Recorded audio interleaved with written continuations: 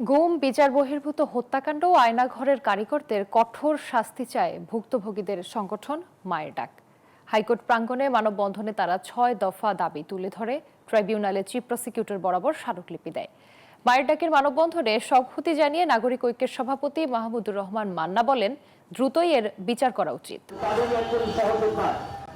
বছর যায় বছর আসে, কিন্তু গুমের শিকার স্বজনরা আর ফেরেন না। বিচারের দাবিতে হাইকোর্টের মাজারের সামনে মানববন্ধন করছেন গুম বিরোধী সংগঠন মায়ের ডাক। কারো বাবা, কারো ভাই, কারো বা সন্তানকে গুম করা হয়েছে। ভবিষ্যতে গুম, নির্যাতন ও গোপন বন্দিশালার পুনরাবৃত্তি যেন না ঘটে, এমন দাবি মানববন্ধনে আসাদের। গুমের শিকার পরিবারের সদস্যদের রাষ্ট্রীয়ভাবে স্বীকৃতি সহ ৬ দফা দাবি জানান তারা।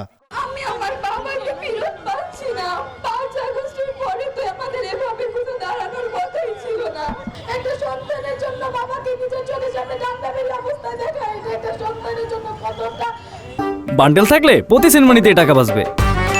বিকাশ সেনমানি বান্ডেল কিনে জিতুন প্রতি লেনদেনে। রাস্তায় দাঁড়িয়ে আমাদের দাবি আদায় করতে হচ্ছে, এর যে লজ্জার কথা বাংলাদেশের আর কিছু হতে পারে না।